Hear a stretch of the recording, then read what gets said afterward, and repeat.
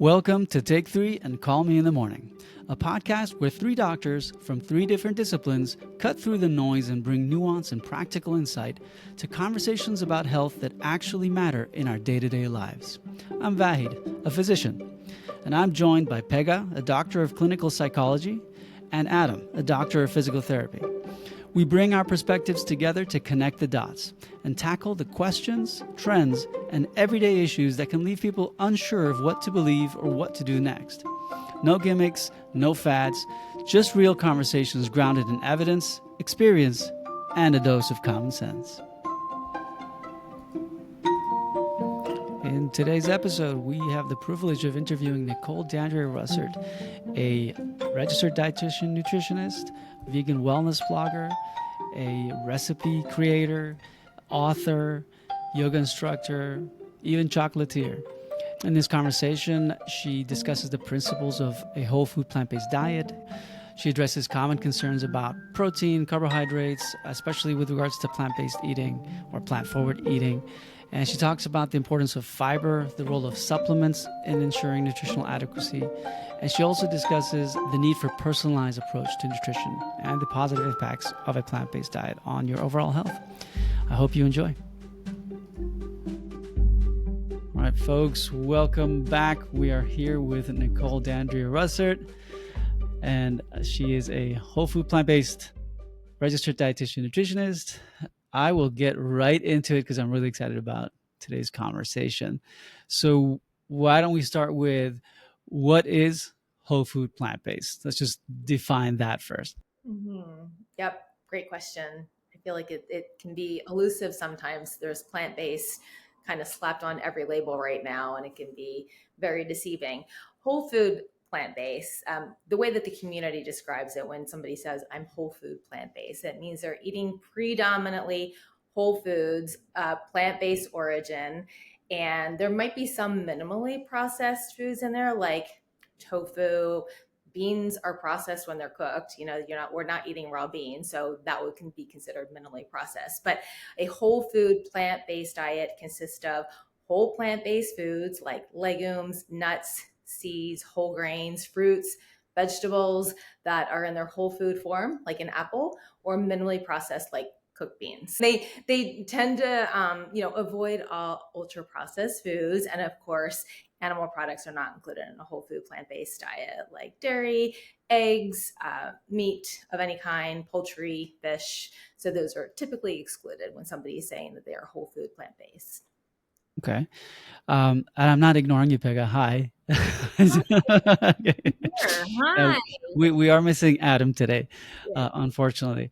I did want to ask Nichole, and by the way, Pega, feel free to jump in because I have so many questions that I'm going to hog all of her time if you don't stop me. For our listeners, and again, for those who don't know me, I promote whole food plant-based dietary pattern as a lifestyle medicine physician. So this is kind of more for the benefit of the listeners. How does whole food plant-based differ from vegetarian or differ from vegan? Because some folks feel like that's a bit confusing. Yeah, absolutely.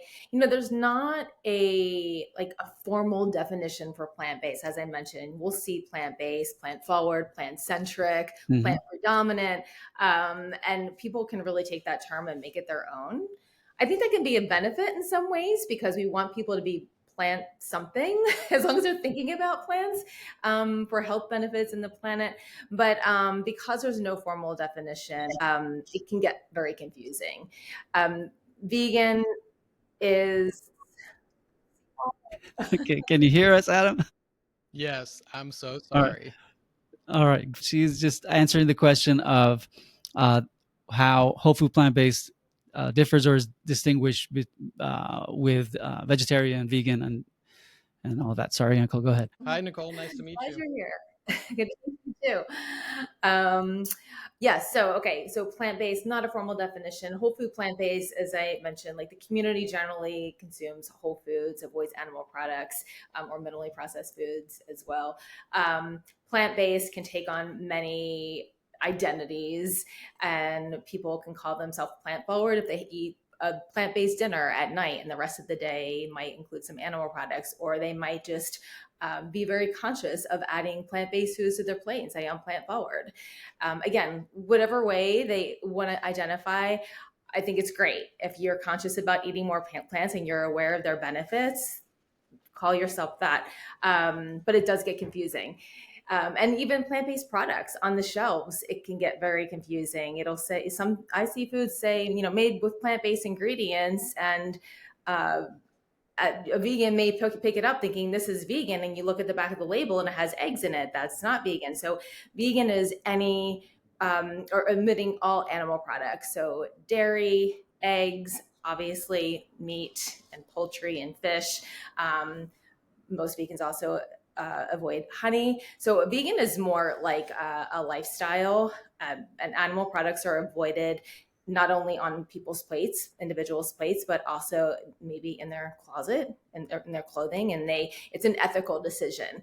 And interestingly, research shows that when talking about foods on the supermarket shelves, when a consumer sees a vegan label, because there's such an identity, a strong identity, and such a strong conviction around being vegan, they push away a little bit if they don't consider themselves vegan. They're like, that's not for me, even though it might be, a dark chocolate bar and they know they like dark chocolate. But if it says vegan, it may not be everybody, but research shows that a lot of people, a higher percentage of people will decline vegan food. But if it says plant-based, they're more likely to enjoy it because they can identify more with plant-based foods like fruits and vegetables and whole grains and everyday foods that you already have on your plate. You're not really labeling it. So yeah, there is the definition of vegan, and then vegetarian consuming dairy products, and pescatarian will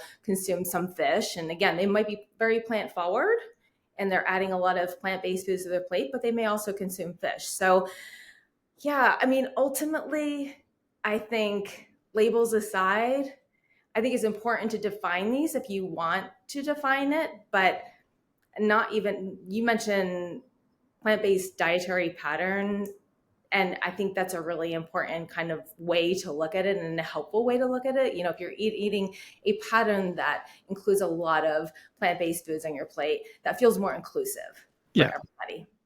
Yeah, I love how you said that. I was about to say that the way that you described it makes it more inclusive, which is what it should be, right? It should not be this sort of like, well, if you're not part of this club, you're not allowed it. You know what I mean? Like, so I love how you broke that down.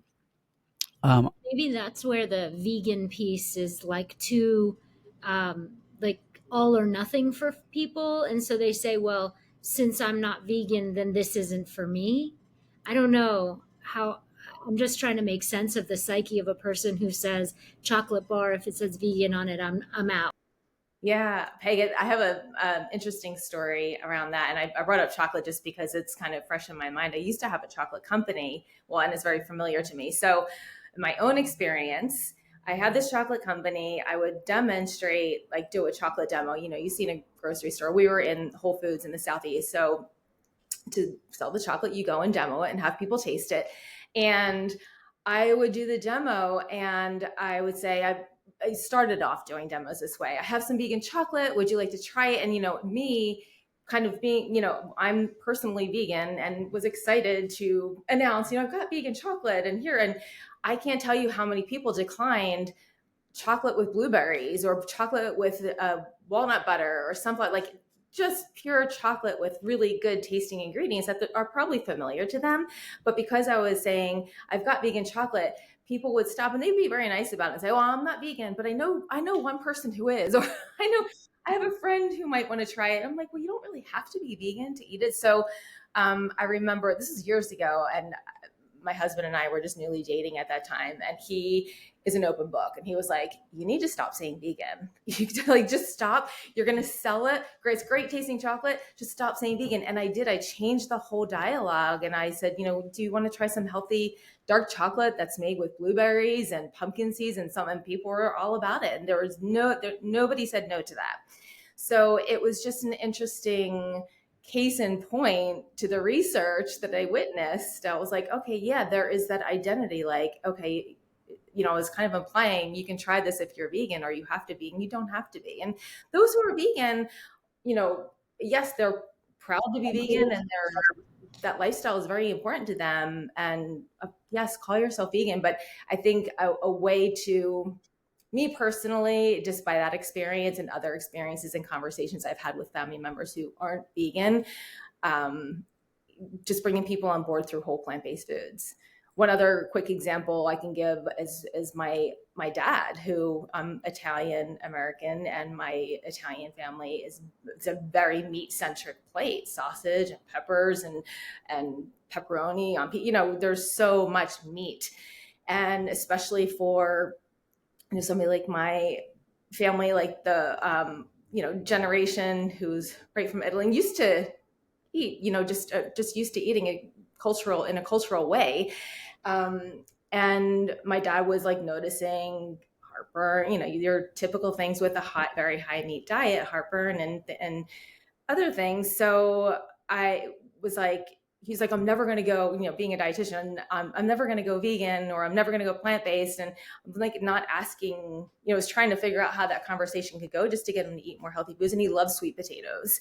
So I was like, what if we just add some more sweet potatoes into your diet? He was so excited about it. And my mom called me a week later and she was like, you created a monster. Our entire fridge is filled with sweet potatoes and he's losing weight. I was like, okay, just focusing on that one food. So, meeting people where they are and finding foods that resonate with them, that are familiar to them, that are healthy.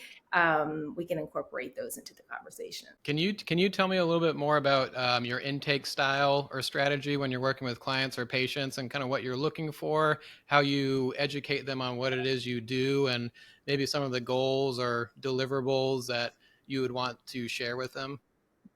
Yeah, thanks for that question, Adam. My first question is actually for them, what their goals are and what they're experiencing. I know kind of where I stand, or what I know from the literature. I work in a way where I'm using evidence-based research and applying that to a person's goals and journey and where they are. I mean, I see so many different people, men and women, different ages. They come to me with different issues, women with hormonal issues, or going through perimenopause. I see men who are trying to lower their cholesterol or reverse heart disease. So it's kind of a wide spectrum, and it really depends on where that person is starting. So I really start by asking their health goals and understanding their entire lifestyle. And the way that I practice is really multidimensional. My background is in nutrition, but I also personally practice yoga. I have taught yoga in the past. I don't do that so much anymore, but I still practice daily. And meditation and breath work, I've personally seen the effects of all of these lifestyle factors, the stress reduction techniques, along with diet. I feel like diet is such an important foundation, but all of these other lifestyle factors are just as important. If one's out of balance, the others are kind of gonna fall away as well. So again, if I have somebody coming to me and they have high cholesterol and they're eating a standard American diet with 60% or more ultra processed foods and meat and dairy, we might start with one or two steps. Like, let's start with what you know and love. As I just mentioned, my dad being an example, getting the diet history, seeing what they enjoy, and let's grow on those foods that you enjoy that we know will lower cholesterol. So whether it's oatmeal, sweet potatoes, more vegetables, finding things that they like, because it's so important to lead with taste. I'm not going to ask somebody to eat a bowl of steamed broccoli if that's not typically what they enjoy doing. And we might need to use other vehicles to get that broccoli in them. It may take a little bit of olive oil or cooking it in a way that is enjoyable to them. So that's so important.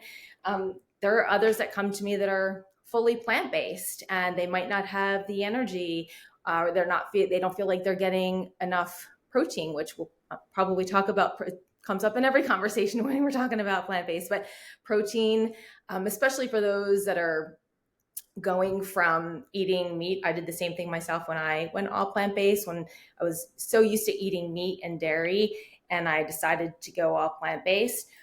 You're left with, what do I eat? An empty plate. You can eat some pasta and vegetables, but what do you replace for that protein?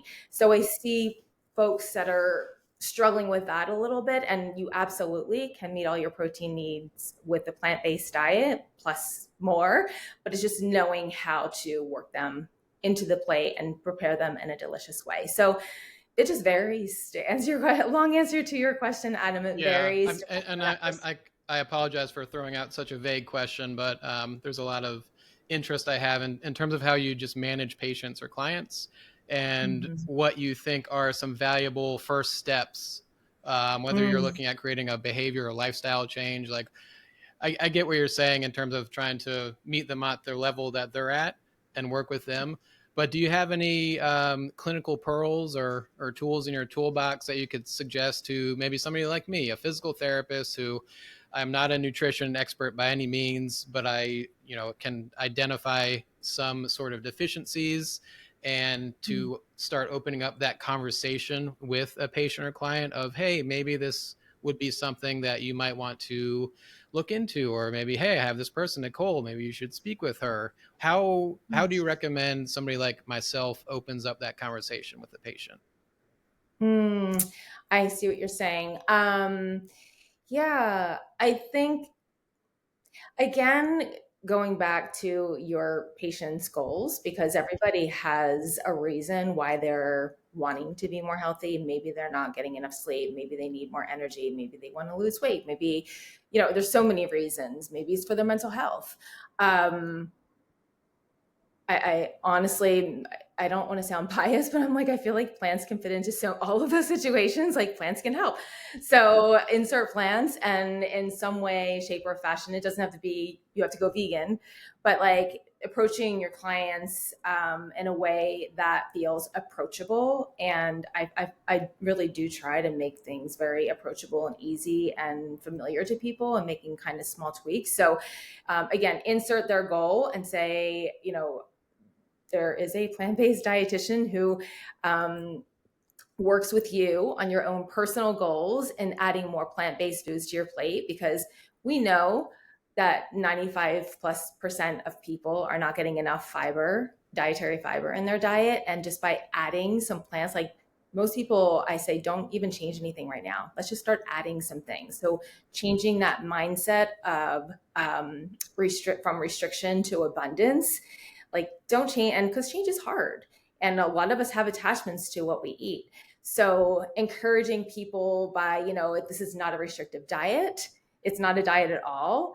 It is just, you'll get tools to help you add more plant-based foods that it's going to help you sleep better. It's going to help you manage your weight. It's going to help to bring your cholesterol down or have more, and whatever it is, you'll get tools to help you add these things to your plate without changing anything initially, if that's not what you want to do. If you want to change more things, then we collectively decide that together. So yeah, I just think it's so important to meet people where they are and establish goals together in order to meet their own personal goals. Does that help answer your question? Yeah. I love it. And again, apologies for the super broad question. I'm just trying to get a better sense of how you deal with your patients, so I can steal your brain and put it in mine, and then I can do everything. What's the old comic? Voltron? No. Transformers? It was Voltron. Thank you. Crushed it. Yeah, it was Voltron, yeah. When Adam and Vahid have their conversation. And yes, okay. Give us a segment here. No, I'm just kidding. My siblings are talking about something I have no idea. This is not the first time you and I have spoken, Nichole, so obviously I'm familiar with your approach on things, and I feel like we're on the same page with a lot of these things. But again, for the sake of the listener, just it doesn't have to be too much in the weeds if you don't want to, but currently, what is the data, what is the evidence out there say with regards to plant-forward, plant-based dietary pattern? That's why I say dietary pattern, by the way, because I don't want it to sound like a diet, because really it's not, to your earlier sort of point. It's like, what does it say about type 2 diabetes, about obesity? What does it say about high cholesterol? Things like that. Yeah. Right. This is it's an excellent question. And it's also like, so what we can have, there's so much information around, there's so much evidence, I should say, around plant-based eating for all of these lifestyle diseases. And, there's things that younger folks might not be thinking about right now. Of course, we do see these things in children. It's more prevalent in children now because of our food system, but or in part of because of that. But it's so important to think about, how we can insert more plants. As I mentioned, less than. Sorry, I hope you don't hear my dog barking in the background. She's usually really quiet. It's the one time I feel like you're good. You're good. Go live. So I want to back up for a second. As I mentioned, 95%, more than 95% of people don't get enough dietary fiber. And that is such a key component with preventing or reducing the risk of these lifestyle diseases, or even in some cases reversing lifestyle diseases. So diabetes and heart disease are some evidence about plant-based eating and reversing these conditions with a whole food plant-based diet that we were talking about earlier. So strictly whole food plant-based, low fat. We've seen researchers and physicians like Dr. Dean Ornish doing some wonderful studies able to reverse heart disease. And he had a recent study so interesting that was just recently published this year on Alzheimer's disease. So using that similar protocol that he used to reverse heart disease and reduce the risk so significantly, not just diet, a low-fat, whole food, plant-based diet, but also stress reduction, connection and love, movement. He took that same protocol and applied it to those who had mild cognitive decline. And it was a small population, but he saw a significant difference in Alzheimer's, those who had mild cognitive decline. So there's hope there because there's no cure for Alzheimer's. And it's a very scary disease, but to know that we can implement some lifestyle factors that are within all of our control to at least delay the onset or halt the cognitive decline, it's really a fascinating study. But also diabetes. So everything's connected.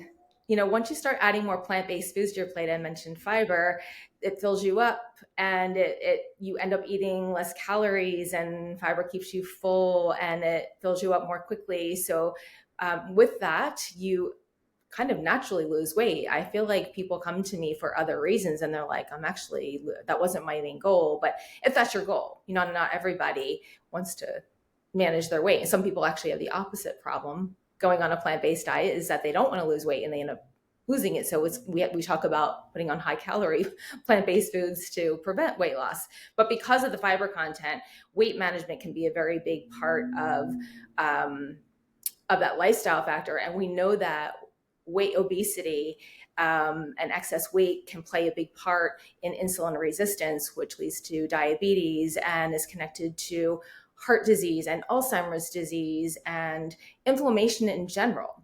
So on the topic of inflammation, again, fiber found only in plant-based foods, it helps to reduce inflammation and it helps with gut health.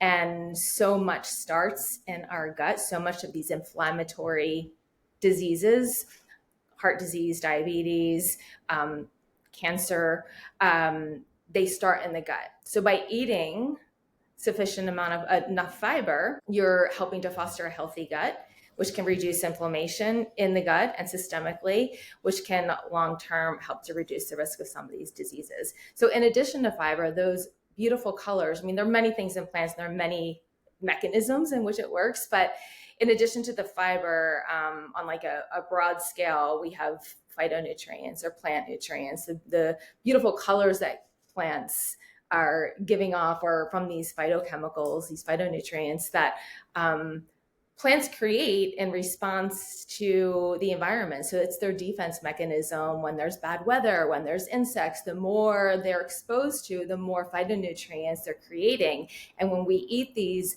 phytonutrients, or phytochemicals are called, is really the science term, they offer healing benefits to us.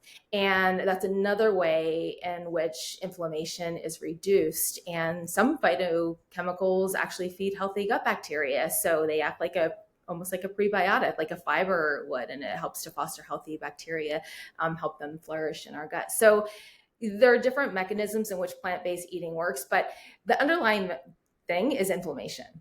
And we want to keep that at bay. And we want to be at a healthy weight. And in addition to that foundation, that healthy eating pattern, we also want those lifestyle factors to kind of come in as well, the stress reduction, the movement. So there are many factors. But yeah, I mean, there's so much research on plant-based eating. It's one reason when I went vegan for ethical reasons, and that was in 2013. But the dietitian in me didn't know if that was the healthiest way to go. Like, I personally knew that I didn't want to eat animals anymore, but also, was it okay for me? Was it healthy? Was it sustainable? And is that something I could teach my clients to do? And is that healthy for them? And just to back to the point to your question, when I opened up the research on it, I mean, I dove into the sea of research. I was like, how was I not taught this firsthand in my schooling as a dietitian? How is this not the only thing we were taught? Like, it just blew my mind, and it just really seeded everything I did from there moving forward. I really didn't know how I was going to move forward, but the amount of evidence, especially with lifestyle diseases and longevity, there's so much around longevity, plant-based eating. And did you know, so when you made that transition, so thanks for that answer, actually, because you answered a couple of questions I was going to ask you. I was going to ask you kind of when you yourself kind of went that route and why, but now I have that answer. So when you made that transition as a registered dietitian, did you notice improvements or changes or distinct things in your clients and patients? Oh my gosh, yes. I noticed it in myself, actually. I things that I didn't know that needed help. I was like, okay, well, actually, I'll give you a little bit of personal history. For me personally, since I was like 2, this is kind of embarrassing, but also we're like in the medical field, right? And as a dietitian, we've always talked about like bowel habits, like poop is all we talk about all day long in my office. Yeah, we just right. But yeah, so I have pretty bad scoliosis, and because of that reason, I've always had constipation since I was like 2. My parents joke that they used to cheerlead, like, come on, you can do it. And like, so anatomically, I think I always had an issue. When I went plant-based, that went away. That, like, it was like my issue was solved. And prior to going plant-based, I was living on dairy. So you can imagine, like, that is associated with constipation. So the combination, I was living on laxatives, so uncomfortable. Plant-based helped me so much. And because of that, at least I think because of that, I also had cystic acne. I had skin issues. I had brain fog and anxiety. Like, there's so much that was, I think, connected to the amount of toxins that were probably inside of me all the time, that when I went plant-based, that personally just all went away. And I mean, I still love this story. I love this. I'm so glad for you. It makes me really happy. Thank you, Peggy. Yeah. It's just, and this applies to others too. Thank you for saying that. I mean, because back to your question, Vahid, I see people, this is their motivation. They come to me maybe after one session, they've only made tiny habit change, like have changes to their habits, like Adam were talking about earlier. And I might say, add some more plant-based foods. If you're eating a burger, let's add some like dark leafy greens to that, and tomato and some, red onion or whatever, or add a side salad to it. So adding some more plant-based foods. The first thing they notice when they just start simply adding plant-based foods to their plate is that they sleep better. I feel like that's the number one thing they come Interesting. back. Okay. I am sleeping like a baby. And maybe it's not just adding the foods, it might be some more dietary shifts, but there is research pointing to fiber helping with sounder sleep, falling asleep more quickly, and sleeping through the night, sleeping more soundly, like getting into deep beta wave sleeps. And then the other thing is that they have more energy. I would say those are the 2 most immediate things that they notice. And I think that is probably twofold because of the fiber, and they're probably eating less heavy food, so they're filling up more quickly. And I always encourage them to drink plenty of water as they increase their fiber intake. So it could be that they're hydrating better, they're eating more fiber, they're not eating the calorically dense, empty nutrient calorie, the empty calories that don't have many nutrients, but they're filling your plate up with the fiber. And with that fiber, you're getting the phytochemicals I talked about. So they're inflammation could be going down. So maybe they have more energy and they're sleeping better because of that. And then they're just getting more nutrition. So when you choose plant-based foods, they're nutrient dense, and that is a lower calorie, high nutrition. So all the essential vitamins and minerals that we need in addition to that fiber, that helps our bodies function better on a cellular level. So we have more energy and feel better. So I think that becomes just like, I love hearing it when folks come back and they feel something, because that becomes their motivation. They come for a reason and then they stay because they start to notice a transformation within themselves. And it's not me saying this is what you need to do. It's like they're empowered. They're fueling their own habits and want to keep going. And then we just make the next decision. They're like, well, what can I do next? And I look at their diet and say, well, you could probably add some calcium rich foods. So let's add some leafy greens or almonds as a snack. So that's kind of how it works. And it's exciting to see people kind of catch that wave. And you don't know what you don't know, right? Like when I went, when I first went plant-based, I went 100% just, head first, because my sort of theory around that was, okay, if I'm going to recommend this, I need to know how difficult it is to do. And if at any moment I feel restricted, I'm out, because I'm not going to be a hypocrite about this. And, you do it, and you, for example, looking at the literature, I'll go, okay, well, I expect cholesterol to come down, or I expect, this to happen. There's things that you don't know about your body that could be better, right? And in my case, for example, it was recovery after, a big like soccer match. And what I noticed, one of the first things I noticed was recovery time. It just got cut down by like 2 days. And I'm like, it can't be the food. And then every week, because it's a weekly thing, it would just be like, wow, I'm just bouncing right back the very next day. And so I had no idea that could be better in my body. So I understand what you're saying with your clients, was sometimes they'll be like, hey, my blood sugar's high and I need help with that. And then they realize, oh, now I'm sleeping better. So that was really interesting to hear. So I love that. Sounds like kind of burnout prevention for you as a clinician. Like, you don't have to convince anybody. Eventually, it just kind of, the ball rolls on its own, which is really good, because as a psychologist, I always talk with my colleagues about how, burnout, because it's real, especially when you're trying to make people believe what you're selling, but you don't have to make them believe anything. They'll figure it out. I love that, Peggy. Yeah, it does feel like that. You're kind of just like, it feels like a flow state. You're just kind of watching it just naturally evolve. And yeah, that's a really good point. You're not expending energy making somebody do something. It becomes their own decision. A couple of questions I'm really curious about. So, like you, I love individualizing health, right? Every case in front of you is a completely different person. It's a completely different scenario, right? So, are there any scenarios in which you would advise someone not to go completely plant-based? That's one question. And then two, how would you respond to those that would say, well, if I'm going to be predominantly or completely plant-based, all these carbs, how am I going to reduce insulin resistance? If in order to combat insulin resistance, I heard I had to cut down carb intake, and now you're telling me to go eat all of these carbs, my blood sugar is going to go sky high. So those are two questions. The first one, I'm very curious about your answer, because I'm not entirely sure how I would respond to that myself. I would say that some folks, when they dive headfirst the way I did, it's a little too much, and I have to dial them back, because they just get full-blown diarrhea. To your point, like if you're constipated, it's a great dietary pattern to be on. But yeah, so how would you answer that question? It's such a good question. And because of the research that we were talking about, it's hard to like pinpoint like who should not eat plant-based foods, but there are some groups like maybe short term. I would say in general, everybody could benefit from more fruits and vegetables. And at least in the US, it's not normal for us to consume beans daily, but that should be incorporated, especially if it can replace meat. That would be hugely beneficial for most people.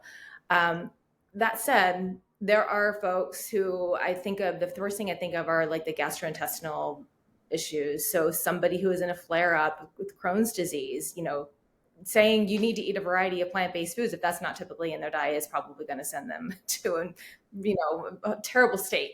So back to the individualization that you were mentioning, it's so important to consider, yes, like generally speaking, plant-based diets are going to benefit most people because of the fiber and the antioxidants. And there's so much evidence in preventing chronic diseases, lifestyle diseases.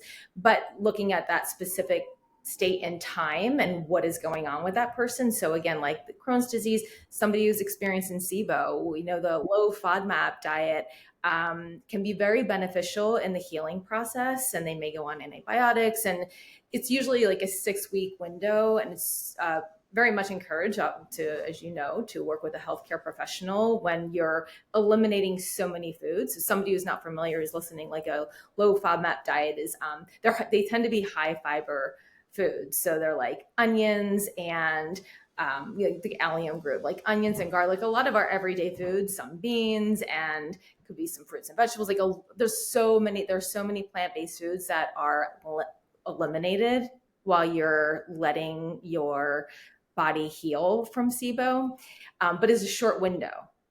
So yes, eliminating all that, working with a healthcare professional to make sure you're meeting your essential vitamin and mineral needs in other ways. It may be that you have to take a supplement, a multivitamin during that time, or maybe there are other foods that you can incorporate in that don't have the type of fiber that your body can't tolerate. But eventually the goal is to add those foods back in one by one. So again, that's a short window, and then add them back in. Same with Crohn's disease. So I would say short term, if somebody's in a flare up, or diverticulitis, if they're in a flare up, maybe you're limiting some of those nuts and seeds immediately. But once that's done, once you've conquered that flare up, they're actually eating a higher fiber diet can prevent it from happening again. So, and again, is research based, and again, it depends on the person. And there are some people who, I feel like nightshade vegetables, for example, get a bad reputation, but plenty of people can tolerate them. We know that tomatoes are an excellent source of lycopene, which is a carotenoid, and it's very anti-inflammatory, and we know that it's good for reducing the risk of prostate cancer or the recurrence of it, and so many of that. Heart is good for preventing heart disease. So we encourage cooked tomatoes to get lots of lycopene. Some people can't tolerate them for whatever reason, and the nightshade, may be an issue for some people. But generally speaking, there's not a lot of research to support not eating nightshade plants. So again, going back to the individual, I think is so important, in seeing what's going on with their particular body and listening to them. I can't eat raw broccoli. Like, it doesn't agree with me. So I have to do cooked, and like even the way things are cooked sometimes, trying foods in different ways, and listening to how certain foods, like some foods might make somebody feel really alive and make them feel really well. And it might not have that same effect for somebody else. And you might not have a reason for it, but, encouraging people to consume more plant-based foods that resonate with them and help them feel awesome. And then the insulin resistance, how do you usually respond? Because that's a common one. I get it all the time. Carbs. You're telling me carbs. I don't need carbs. They're bad for me. Every doctor I've seen so far has told me they're bad for me, and so now I have to kind of undo all of that. How do you tackle that? Oh my gosh. Yeah. This is like the protein conversation, I feel like, with plant, when somebody's And we saying can lead into that. I think that's an important one. I know you're probably sick and tired of having that conversation, but it does come up every single time. So we can, I guess, couple that up with the protein one. And I guess to that, we can speak to what are the common pitfalls someone might encounter if they're trying to eat more plants. Yeah. And no, I'm never sick and tired of talking about this. I feel like we cannot talk about it enough, because especially with social media, and it becomes a silly thing, carnivore diet, and they're like, you can't get enough protein. And, that just becomes a battle on social media. So I think it's important for us to keep the conversation going about protein in plants and how it really is easy to get protein in plants. So I'll start with the carbohydrate question first, because it's similar. I don't know how you feel, but I feel like when someone's like, I'm on a low carb diet and for insulin resistance or diabetes or trying to lose weight or whatever it is. And I'm like, because carbohydrates are so important for gut health, as I mentioned before, but it's a type of carbohydrate. So first, I always ask, we have to, you want to be enthusiastic with your response. Like if somebody says I'm on a low carb diet, I'll be like, but you need the carb, we want to like take a step back and be like, well, where did you learn this and why? And what are you omitting? And because they may be seeing results if they were eating a lot of ultra refined, processed, white flour, refined sugar, carbohydrates, and you get rid of those, you're probably going to lose weight and your blood sugar is going to improve and the insulin resistance is going to improve. So you're going to see that short term, but when you completely omit the healthier carbohydrates, so whole grains, starchy vegetables like sweet potatoes, so important, especially whole grains. I don't feel like get enough in the spotlight because there's such a wide variety of whole grains, and they all contain a wide variety of types of fiber that help to feed healthy gut and healthy bacteria in your gut.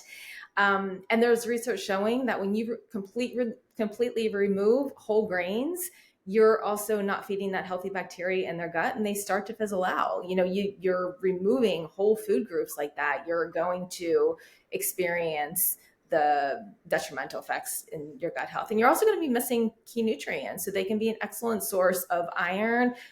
Teff is a great source of calcium as well. And you're getting zinc and B vitamins, good for mental health. So there's so many things in whole grains that it really comes down to whole grains, the type of carbohydrate. So consuming whole grains and starchy vegetables, as I mentioned, as your source of carbohydrate. And I like to paint a picture of the plant-based plate. So it doesn't have to be a whole plate full of carbohydrate, but you want to have it balanced. So half the plate of vegetables, if we're looking at like a plant-based diet, right? This is what the plant-based diet looks like. Half the plate is going to be vegetables, maybe some fruit in there, a quarter of the plate whole grains, and a quarter of the plate plant-based protein.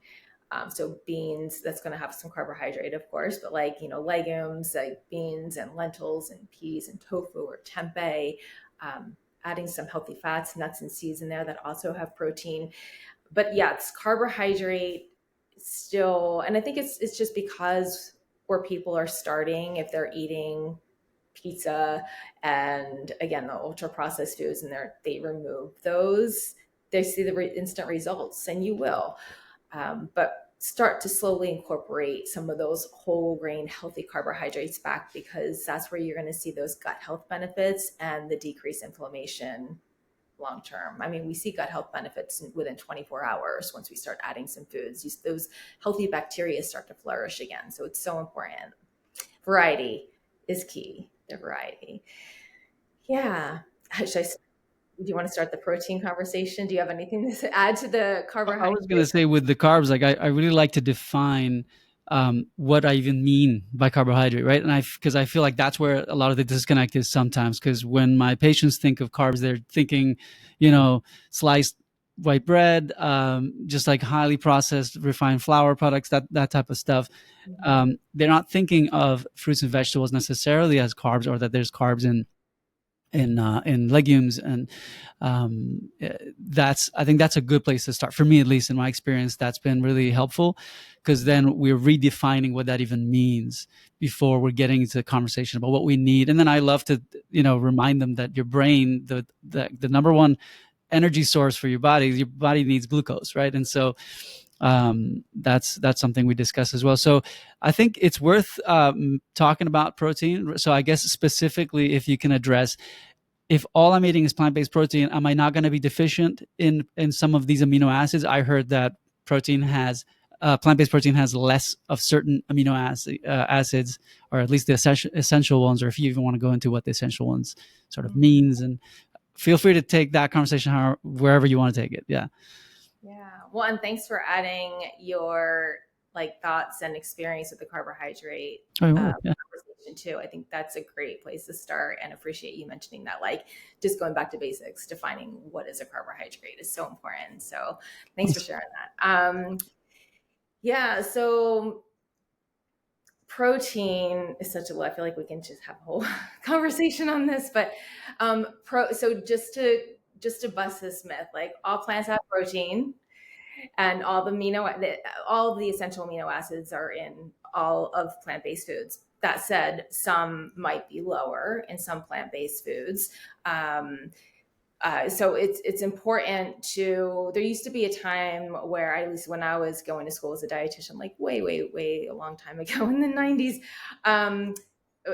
we used to educate people that you have to eat beans and rice. It was like the only thing I feel like the recommendation we get. You have to have beans and rice together, and that'll make a complete protein.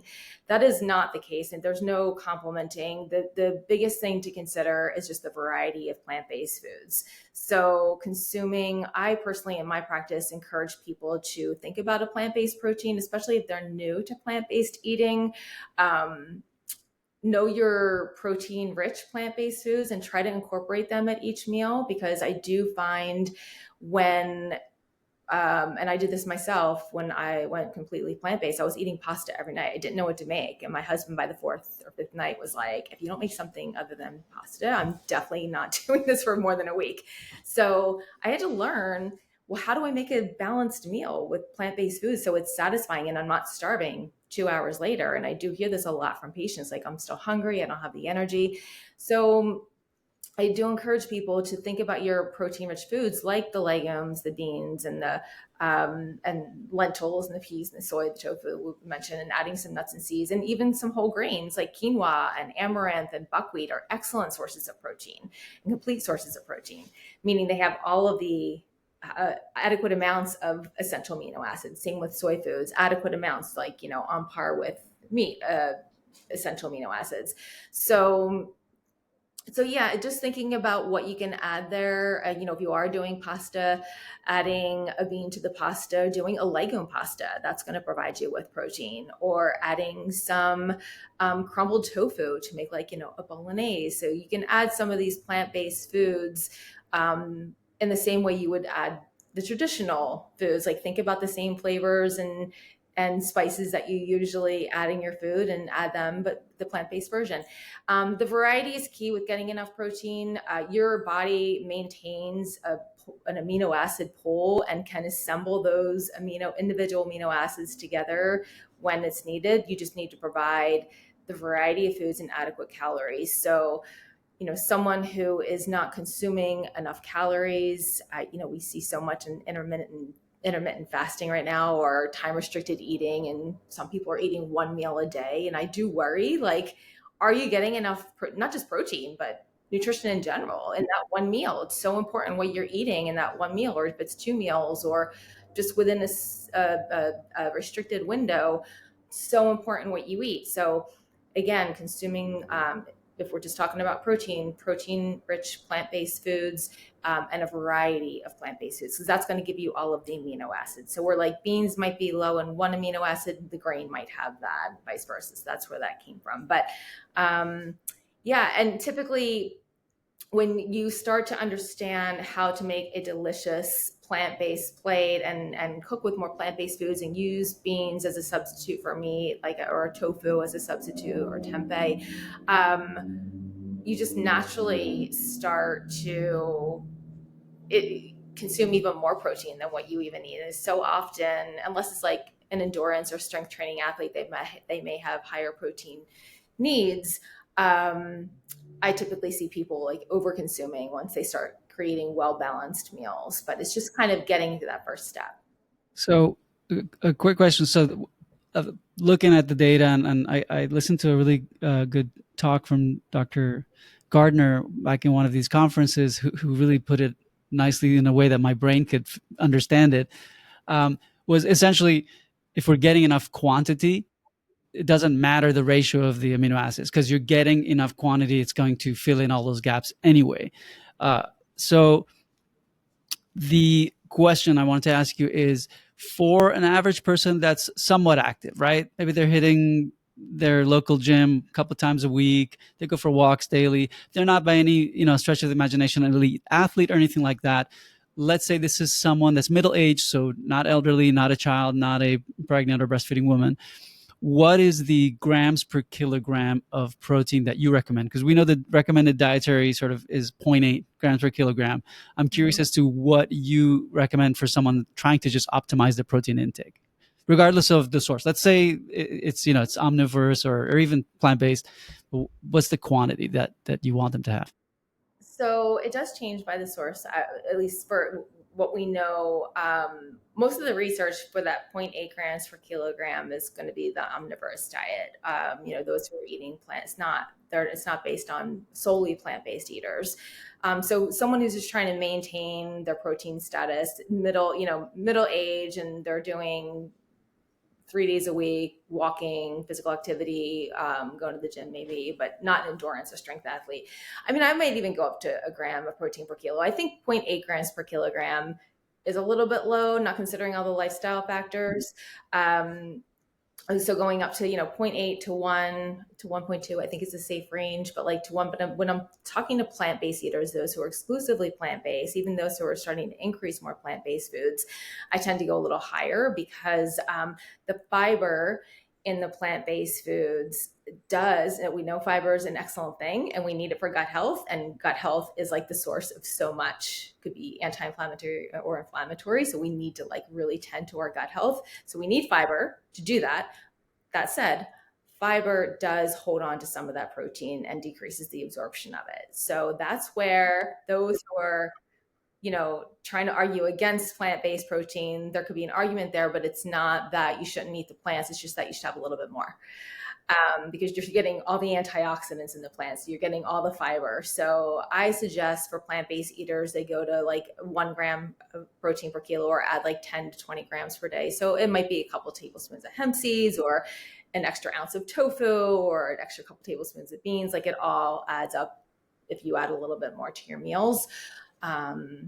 It ranges. And then there's research on older adults, like those older than 65, and I might even say older than 50, especially in women as they start to go through perimenopause. I see some of their symptoms improve as they add a little bit more protein, especially plant-based protein. And older adults, like 1 to 1.2 grams per kilogram, because as we get older, we tend to absorb less protein and other nutrients as well, where our bodies are just not working as efficiently as it's working, when compared to when we're younger. So it just depends. But I would say for your question, 0.8 to 1 gram per kilogram. I'm glad you said that. I probably have most people between like 1 and 1.2. I kind of err on the side of a bit more. Again, the satiety is a factor there, but I also try and mirror the amount of training they're doing. I mean, because I'm also at the same time, we're trying to increase their resistance type exercise, right? So I'm trying for folks to build some muscle. And so I'll even go beyond 1.2 all the way up to 1.6. If somebody's really hitting that gym hard, almost every day of the week, and they're really, really focused on building muscle, then I'll match their protein intake to that, and I'll go all the way up to 1.6. But I'd say I have probably most people between 1 gram to 1.2 grams per kilogram. So I feel like we're not that far off. I'm relieved that I agree with you. And definitely for somebody who's, you can bring up a good point with the muscle mass. And again, I work with and a lot in women's health, and I think that is so important as we get older, and for anyone who's going to the gym and training. And the research supports more protein, obviously, to build that muscle mass. And it's so important beyond muscles for bone health as we get older, and especially for men and women is a concern. But I think women, we see more of a concern keeping that bone strength and their bone health. And a part of that is the weight-bearing exercise. And we need extra protein to maintain that in addition to the exercise. And Adam knows this from physical therapy perspective too, is so important. The two go hand in hand. So I agree with you there that like going upwards of 1.2 to 1.6 grams per kilogram for somebody who is going to the gym and trying to build muscle mass is really important. Awesome. Pega, Adam, you guys, I've been hogging all the questions. You guys have any? Are we allowed to ask questions? Is it our time? I have probably another 20 I'd love to ask, but I don't know if we'll have time for all of them. So I want to give you guys a chance. Sorry. Nichole, you did a really great job answering a lot of those questions. I know it can be hard to have a conversation with Vahid sometimes, but kudos to you for crushing that. I was curious about and sorry, Pega, if I don't get this question out, my brain's gonna explode. So I'm jumping. You don't have to apologize. If there's any timing considerations for let's say, athletic endeavor? Does that change at all with a plant-based? Does your ratio of what you're suggesting per meal, does that change at all morning to evening? If you could talk a little bit about that, I think that would be helpful to at least me. I love that question. Yeah. I do too. I love Yeah. that question. Thanks, Adam. So I'm going to share what I learned when I was doing research for my book, The Vegan Athlete's Nutrition Handbook, because, well, that was released a couple of years ago. And as you know, research is always changing, right? Like it's so hard. You put something out, and you're like, wait, tomorrow this is saying something. It's important to stay on top of the evolving research, but it also makes it hard to give recommendations sometimes and say, this is it.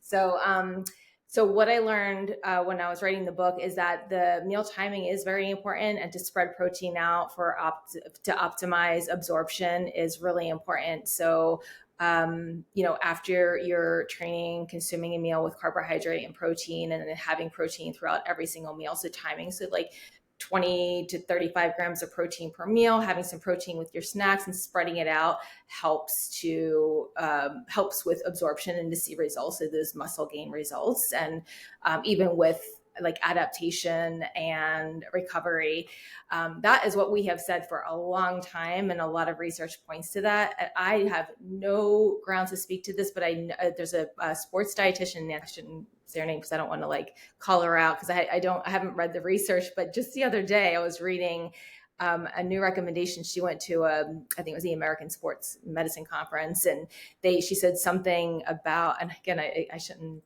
probably even say this because I don't know, that I can't put words in her mouth, but she said something about the timing isn't as important, spreading it out isn't as important anymore, and I need to look at it. So you might even want to like not publish this, but I was like, I put a pin in that, and I'm like, I need to look to see what this is, if it is good research, and if it's something that we want to go back to the drawing board. But yes, timing traditionally is what we've always recommended. It's so important to spread out that protein for absorption and to see the adaptation that we want to see in strength training. And the variety, again, like going back just to the plant-based way of eating, like getting variety is key just to maintain that diverse amino acid pool. One other thing, to your point, with strength training is leucine, because we know that one essential amino acid is really important for that muscle adaptation and the protein absorption, like that kind of stimulates the muscle protein synthesis. So it's really important to get leucine in the diet. And same thing, it's kind of a myth, like, oh, you can't get enough leucine on a plant-based diet, but all of the foods that we've been talking about here, like the legumes and the soy-based foods and some nuts and seeds, peanut butter is a great source of leucine. So incorporating some leucine, especially post exercise, is really important just to help with that muscle protein synthesis. So there are some considerations, if you want to optimize your nutrition when you're trying to see results through strength training, there are some important considerations there. The timing of your protein, spreading it out, the amount of protein, and then also incorporating leucine-rich plant-based foods. Are there supplements that you routinely recommend? So if somebody is exclusively plant-based, I do, and if they haven't had any labs checked, I recommend B12, vitamin D, and omega-3 fatty acids. Now, B12 is something that we do see that can become deficient in a plant-based eater, someone who's eating exclusively plants. It can take years to develop B12 deficiency. So it's not something that you will notice right away, but it's really something that we want to tackle up front to prevent getting to that deficiency state. If they get B12 levels checked, and one of the ways that you can get a B12 blood test, but it's not super accurate. There's something called MMA. It could be urine or blood, and it's more accurate to test your B12 status. So it's important to get B12. I would recommend somebody who's all plant-based getting B12 checked through an MMA test at least annually. And if they haven't had one done yet, yes, go on that. Vitamin D and omega-3s are something that I would recommend not just exclusively to plant-based eaters, but depending on the person, the vitamin D levels. I mean, over 40% of people are vitamin D deficient or insufficient, or they don't have adequate vitamin D levels. And this is just it's not just only for exclusively plant-based eaters.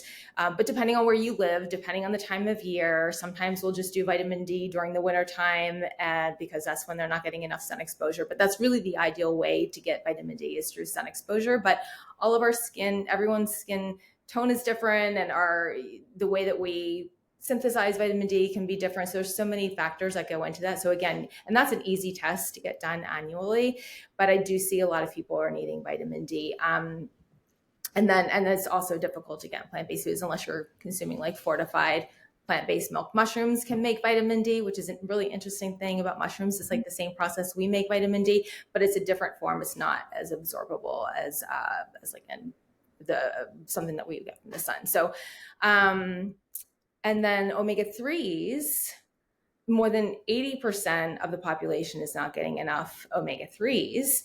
And that's much in part because of the standard American diet that is high in ultra processed refined fats and omega-6s. If we're eating out a lot and we're getting processed foods, there's not much, if any, omega-3s in those foods. So unless you're consuming fish weekly, or we get omega-3s through plant-based foods like walnuts and flax seeds and chia seeds and hemp seeds. So consuming those foods, there's a limited amount of foods that do have omega-3s. Soy products do have omega-3s. But so many people aren't getting enough omega-3s, and they're so anti-inflammatory, and they're so important for eye health and brain health and fighting inflammation. That's another one that's a simple test called the omega-3 index that I do recommend people. It can be a home test. You can order online just to see where they are. And I do see a lot of plant-based eaters are not getting enough. So even if this gets complicated, and this could be another conversation, so I'm going to try to keep it short, but the omega-3s and walnuts and chia seeds and all the plant-based sources is a type of omega-3 called ALA. And there are two others that are really essential for brain and eye health, DHA and EPA, that we can get in fish or algae. Fish eat the algae. And that's how they're getting their omega-3s. We know that fish is not the most sustainable, like commercial fishing is not really a sustainable practice for the environment. And we know that fish can also come with microplastics and heavy metals and things like that. So a more sustainable source is to get a vitamin or omega-3s through algae supplementation. The ALA that is found in the plant-based sources is excellent, and we need a certain amount daily, and it helps to fight inflammation.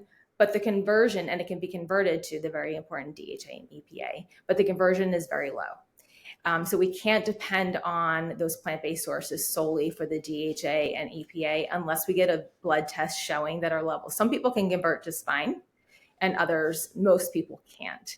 So that's why I do recommend the blood test. Like if I have folks that are like, I'm eating a couple of tablespoons of flax and walnuts and chia seeds daily, and that's great. Like keep doing that. There's fiber, there's tons of antioxidants, tons of vitamins and minerals, and ALA, that type of omega-3 fatty acid that fights inflammation in those foods. Keep doing that. But let's check your omega-3s to make sure you're converting into DHA and EPA. And if not, then I would recommend an algae-based supplement, omega-3 supplement. And that's where the fish are getting their omega-3. So we can just like pass that middle fish and go right to the source. And it's sustainable. It's a very sustainable practice. And then just like honorable mentions, that are potential. I think that like there's a myth that you can't get enough calcium. Of course, we've all seen that dairy ads, and that's like been implanted in all of our heads that that's the only way to get enough calcium and good for bone health. There's so many plant-based foods that are packed with calcium, leafy greens, nuts, seeds, even beans have calcium. So optimizing, I always use a whole food first approach and optimizing diet. Like where can we fill in these gaps if somebody isn't getting enough calcium? As I mentioned, I see a lot of women in pause stage, and we want to make sure that they're getting enough calcium. So it might even be, if they're consuming oatmeal in the morning with water, I may say, let's swap out that water and do a fortified plant-based milk. I mean, that's a form of supplementation because it's fortified. So, but it's better than taking like a sole calcium supplement. And at least we're doing it through food because calcium works better when it's with food. And then also iodine is another one that I'm seeing more people not getting enough on if they're going whole food plant-based. When you take out the fish, and dairy gets iodine when they're cleaning the cows with an iodine treatment, and that's the iodine that ends up in the dairy. And then fish has iodine, certain fish, not all fish, but certain fish has iodine. So when you're removing these foods, it is something to consider. Iodine is so important for thyroid health, especially as we increase our cruciferous like vegetable intake, and the tofu that can also compete with some things. So we really do need to make sure we have enough iodine. There are 3 ways primarily we can get that in a plant-based diet. So you may get it in a multivitamin. If you take a multivitamin, it usually has the RDA for iodine. I always encourage people to check, or I'll check with them to see if they're getting iodine through that source. Or you can do iodized salt. That's how I personally get iodine. I don't add salt at the table, but I'm cooking with salt if I'm making a soup and it calls for half a teaspoon of salt for the whole thing of soup. I might add iodine in there, and it's not something I measure daily, but I know I'm getting enough because it's going to take a quarter to half a teaspoon a day, and I'm getting that throughout my meals. And then also sea vegetables.